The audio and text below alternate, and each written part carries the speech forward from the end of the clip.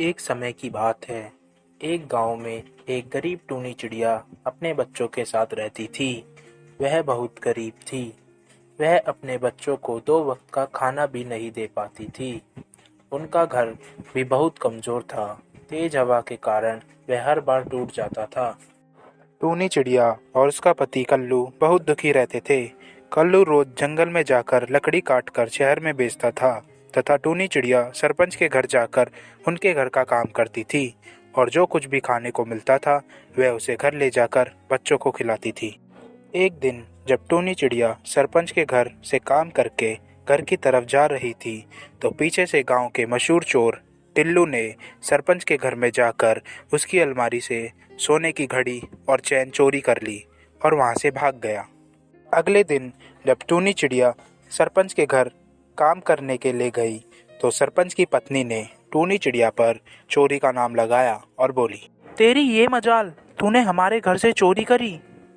टूनी को यह सुनकर बहुत आश्चर्य हुआ और वह बोली, नहीं मोनी मैम साहब, मैं चोरी क्यों करूंगी? मैं तो बहुत सालों से यहाँ काम कर रही हूँ। मैं भला ऐसा क्यों करूंगी?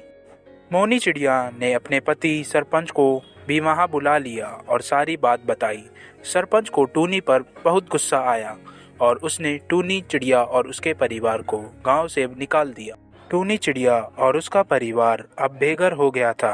वह बहुत मुश्किल में आ गए। तब कल्लू ने टूनी से पूछा, अब हम कहाँ जाएंगे? हमारे पास तो पैसे भी नहीं हैं।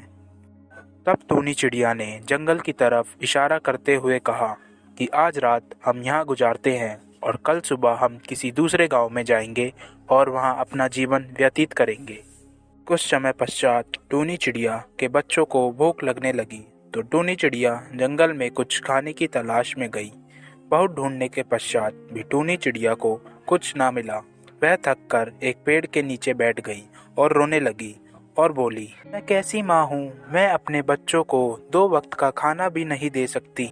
तभी उस पेड़ में से आवाज आती है, तुम बहुत मेहनती और ईमानदार हो। मैं जानता हूँ कि तुमने सरपंच के घर में चोरी भी नहीं की है और तुम बहुत परेशान भी हो। मैं तुम्हारी परेशानी को हल कर सकता हूँ। मैं ईश्वर द्वारा दिया गया जादुई पेड़ हूँ जो गरीबों और मुसीबत में पड़े लोगों की मदद करता हूँ। बताओ तुम्हें क्या चाहिए? तब टूनी चिड़िया ने रोते हुए कहा, मुझे अपने बच्चों के लिए एक मजबूत घर चाहिए और उनके लिए खाना भी चाहिए जिससे मैं उनका पेट भर सकूं। टूनी चिड़िया की बात सुनकर उस जादुई पेड़ ने टूनी चिड़िया के लिए एक मजबूत घर बना दिया और उसमें खाना भी रख दिया और टूनी चिड़िया से कहा, जब भी तुम्हें मेरी ज़रूरत हो तुम मेरे पास आ जाना, मैं तुम्हारी मदद कर दूंगा। टूनी ने पेड़ की बात को सुना और अपने बच्चों की तरफ उड़ान भरी और उनके पास गई और बोली, मैंने खाने और घर का इंतजाम कर लिया है, तुम सब मेरे पीछे चलो। टूनी चिड़िया की बात सुनकर सब लोग टूनी चिड़िया के पीछे चल दिए और कुछ समय पश्चात वह उस घर पर पहुंच गए और घर में जाकर उन्होंने खाना खाया और विश्राम किया। अगले दिन कल्लू ने टूनी से पूछा, तुमने ये खाने और घर का इंतजाम कैसे किया? टूनी चिड़िया ने कल्लू को कल रात की सारी बात बता दी और कहा कि तुम ये सारी बातें किसी को मत बताना वरना लोग इस पेड़ का गलत इस्तेमाल करेंगे। कल्लू टूनी चिड़िया की बात सुनकर जंगल में लकड़ी काटने चला गया। कुछ समय पश्चात जब कल्लू लकड़ियां काटकर शहर की तरफ उन्हें बेचने जा रहा था तो उसे लकड़ी की दुकान पर उससे उसका मित्र दिखाई दिया जिसका नाम मन्नू था। मन्नू ने कल्लू से पूछा, मैंने सुना कि तुम्हें गांव से निकाल दिया है। तुम्हारी पत्नी ने सरपंच के घर पर चोरी की थी, अब तुम कहाँ रहते हो? कल्लू ने मन्नू की बात को सुनकर कहा, अब हम अपना जीवन गांव के पास वाले जंगल में व्यतीत करते हैं। अब हमारा जीवन पहले से बेहतर है। कल्लू की बात सुनकर मोनू को बहुत आश्चर्य हुआ और उसने पूछा, तुम्हें पता नहीं है क्या गांव के साथ वाले जंगल में कितने खतरनाक जानवर रहते हैं? तुम वहां अपना जीवन कैसे व्यतीत कर रहे हो? तुम्हें डर नहीं लगता क्या? मन्नू की बात सुनकर कल्लू ने उसे उस जादुई पेड़ की सारी बातें बता दी। मन्नू के मन में लालच आ गया था।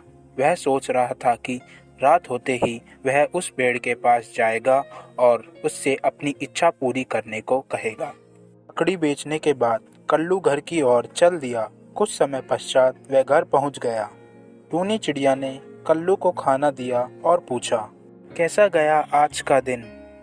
फिर कल्लू ने सारी बात टूनी चिड़िया को बताई और कहा, मैंने उस जादुई पेड़ की सारी बात मन्नू को बता दी और उससे कह दिया कि वो ये सारी बातें किसी को ना बताए।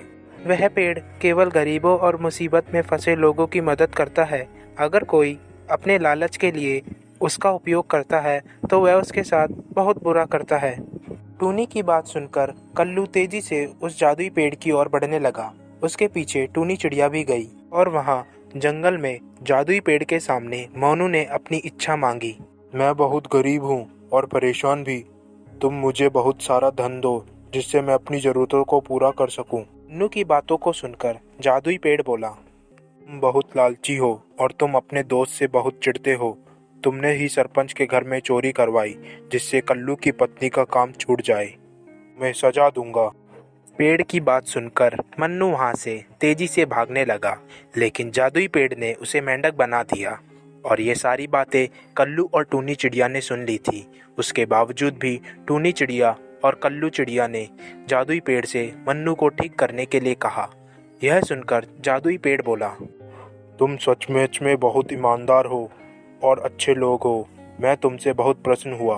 मैं सिर्फ तुम्हारी वजह से इसको ठीक कर रहा हूँ। मुझे माफ़ कर दो। मुझसे बहुत बड़ी गलती हो गई है। मैं अभी सरपंच के पास जाकर सारी बात उन्हें बता दूंगा और अपनी माफ़ी भी मांगूंगा। अगले दिन सरपंच टूनी चिड़िया के पास आया और उससे माफ़ी मांगी और वापस गांव आने को कहा। टूनी चिड़िया और कल्लू चिड़िया ने जादुई पेड़ का शुक्रिया करा और गांव की ओर लौट गए और अपना जीवन खुशी से जीने लगे।